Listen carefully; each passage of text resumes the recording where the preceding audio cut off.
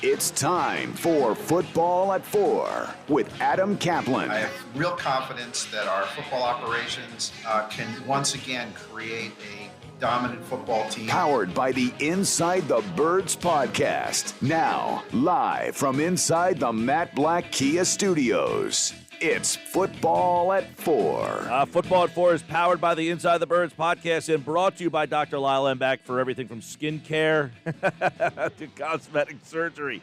Go to ilovelylembach.com, call 856-MAKEOVER, Dr. Lyle Embach. So if you're watching the show live with the video, Adam Caplan is holding up his NWO New World Order.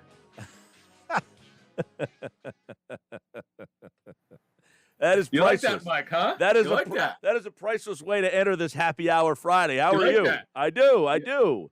Good to talk to you. Yeah, so where I got that, okay, this is an interesting story. So you might remember Dr. William Myers, the guy, the foremost authority on the sports hernia surgery, which Doc calls it the sports muscle core surgery, okay? A lot of NFL and NBA and a lot of players and professional athletes have had this surgery. So he has a charity event every year, and I've been to it a couple times. And I'm someone who does not collect autographs. I have no interest in it. I always look for something different. So I found this, being that I liked professional wrestling. The last time I watched it was with the aforementioned NWO. I saw this with Kevin Nash and Hulk Hogan and Scott Hall's signature. I'm like, I got to have this. I want this. They're like, why? I'm like, because this is nostalgia to me. This is my youth, man. I want this. So I got that, and I have it. And it's funny when you asked me, do you want any theme music to your segment this year? And I was like, you know what? Yeah. And I mentioned the Hulk Hogan music, but a real American is, the WWE. But I like the one from WCW, who I happen to work for in the early 90s and mid 90s. So let's go get it. All right, there you go.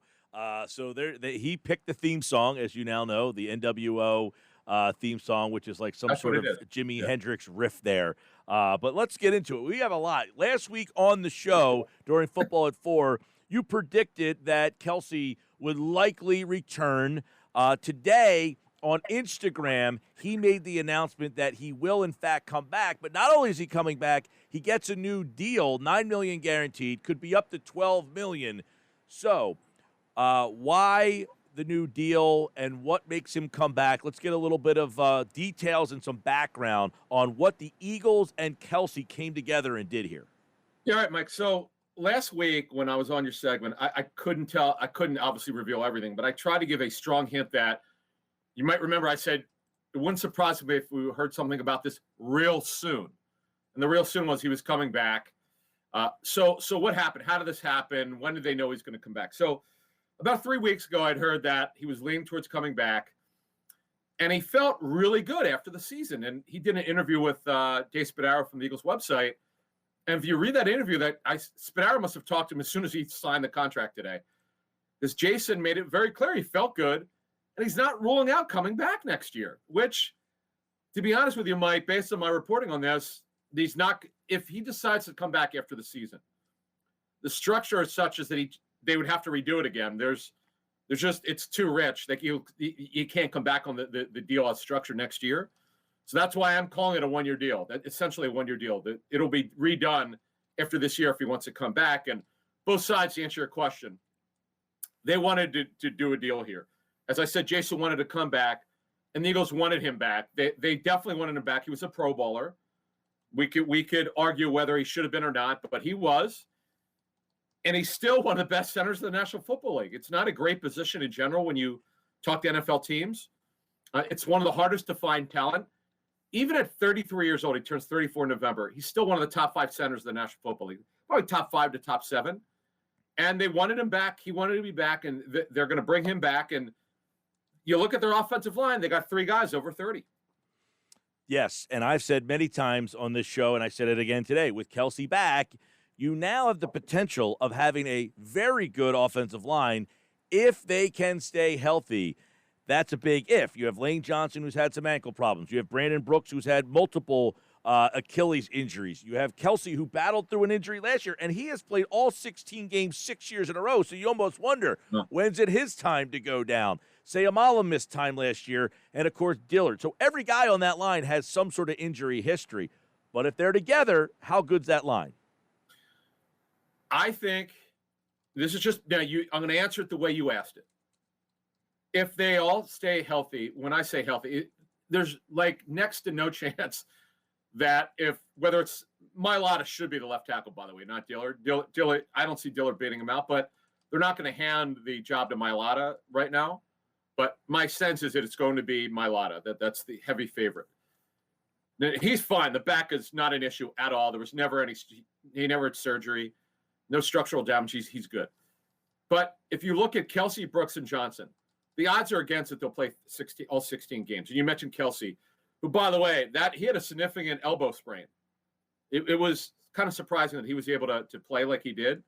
And Brandon Brooks now coming off another torn Achilles. And Lane Johnson coming off, as he said, a shattered ankle. It had to be rebuilt. But look, if they play all 16 games or 14 out of 16, this is a top 5 line easily. Because Malo, by the way, really good left guard, not a Pro Bowler, step below. And Mailata, against the hardest competition, Baltimore and Pittsburgh and others, was shockingly really good because he just did not play a lot of football in his life. Mm-hmm. So the upside is top 5 to me easily. Right, and if you have a top 5 offensive line, what does that mean for your entire offense? I guess is a question that we can kind of broach. Is if you have that offensive line back, how significant is that to the ceiling of where your offense can be? I know we're not really going to do a lot of draft stuff until probably April, but what I would tell you is they're going to draft a receiver, whether it's the first round, second round, or third round. They're going to add a significant piece, I think, at receiver. It could be third round. Who knows? They're still going to do that because Rager is going to start he's probably going to be their Z. Whether it's Fulgham or somebody else, they're going to add somebody at that X position. I'm not saying Fulgham won't be the starter, but he needs to have some competition. But boy, did he look good for that stretch. They're going to have to fortify that receiver position, but with better protection. And Miles Sanders obviously healthier. He had the grade 2 hamstring strain, and he had a couple nagging injuries. He needs to be better, no question. He was not quite as good as he should have been, but there were some reasons for it. The play calling was mostly atrocious last season. Needs to be better. With a healthy Dallas Goedert, by the way, the upside for this offense is really, really good, Mike. But there's so many ifs. There's so many ifs with this football team. Right. So with that, I know we have some other restructuring things I want to get into with you in just a second here, but you just mentioned the offense, so let's stay there. Kyle Pitts' name continues to come up. Now, people are saying, a tight end at number 6? Are you kidding me? Now, number 1, many people, and you're going to hear this a lot, Adam, he's more than just a tight end, that he's not really a tight end, that he can play X, he can play slot, he can play outside, he can play inside. A lot of mock drafts now have him going to the Eagles at number 6. Todd McShay's today, the Athletics the other day. So this is now becoming something that it's a buzz. So is Kyle Pitts legitimately in play at number 6? Well, Mike, he's going to be a top 10 pick. And would he be in play? From a grading standpoint, yes. Every team in the National Football League is probably going to have him as when they look at their grades, a top 10 player. But we know the Eagles' needs are not tight end. Now, let me explain to you what an NFL offense coordinator told me. And I put this on our show about, 2 weeks ago, 3 weeks ago on Inside the Birds, one of our, whether it's our Monday show or Thursday show. The coach called him an OW, which is offensive weapon. He goes, he's not a tight end. He's an X receiver, which is a single side receiver. The guy typically doesn't move very much. Whereas the Z, which is really to me what Rager's position will be moving across the formation. If you put Pitts with Rager, with Fulgham, with Sanders, with Goedert, my God, the options in the pass game are show me a better team in terms of pass targets. No, I get that they're not developed yet. Totally fair. Because I know it's common because anytime I say something on Twitter that's positive about the Eagles, I get 20 people coming at me. Like, it's just, in social media, you can never win. It's like people got a problem with you no matter what you say. But fact of the matter is, just on talent, if they added Pitts, it would be incredible. But is another offensive weapon needed? Yes. At wide receiver particularly. but they have major needs at corner. They have their biggest need in the football team is probably corner. Yeah. I don't count linebacker as a need because it's they need 10 linebackers, Mike, not 1 or 2 or 3. Yeah. Okay. That's an outlier. That's one we've known forever. That's not even worth discussing. We all know that. I'm talking about real needs. They'll never value a linebacker. That's just the way it is. But real needs, corner is a major need. Darius Slay, who restructured, he's in his 30s now. They don't have a starter on the outside opposite him. They don't have a top backup outside corner. They don't have a fourth corner on the outside. So that to me is a major need. They also need safeties. Big time. Okay, they need safeties. They need 10 linebackers. I'm joking. They need probably 3 linebackers, okay? They need defensive ends. They need 2 defensive tackles. They need developmental offensive linemen.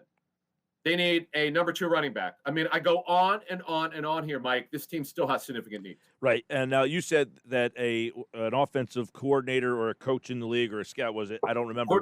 Coordinator.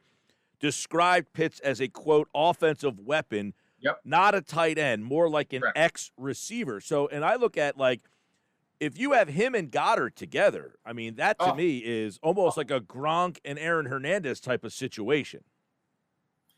Yes, and it's funny. Moshe and I talked about this in 2018 when Goedert was drafted. It was the first year we did it Inside the Birds, and we both had said, like, it couldn't. Obviously, it's before Hernandez had his issues off the field. Well, at least before we know about him.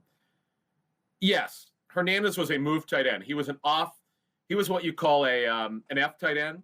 In the Patriots offense, the offset tight end is the F, and the inline tight end is the Y. But in this case of Gronk, he still would be moved around. When they were together for the short period of time, they were almost unstoppable. And that's what Goedert and Pitts could be. I don't know. Goedert, and by the way, our friend Greg Kosel from NFL Films told me, much better athlete than Ertz. When Ertz was younger, you go back 3 years ago in Goddard's first year, Goedert's still a better athlete.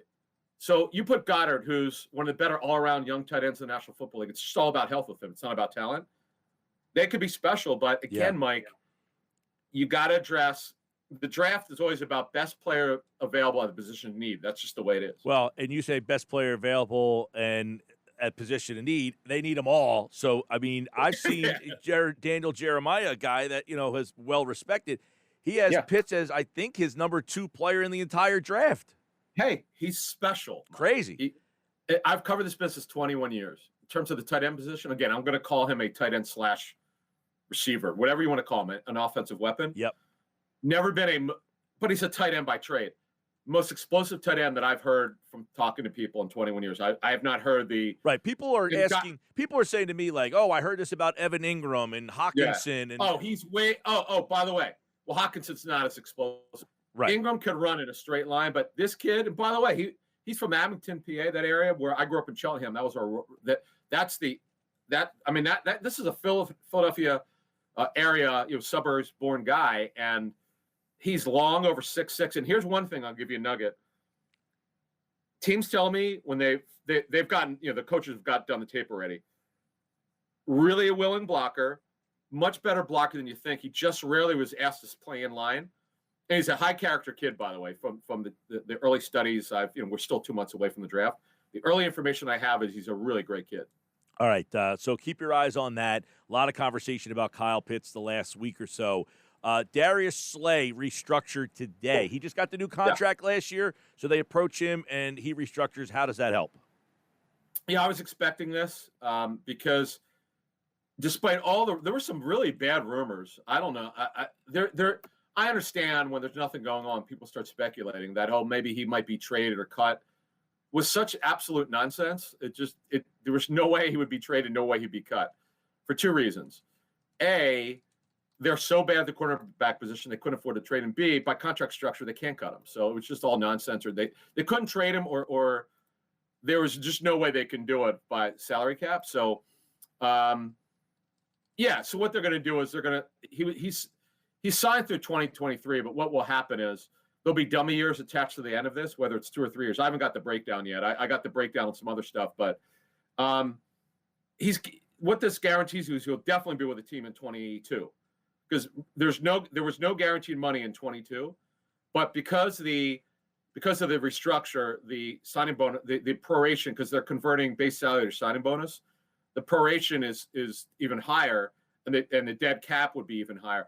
His cap number, by the way, right before this restructure was 19.75 million.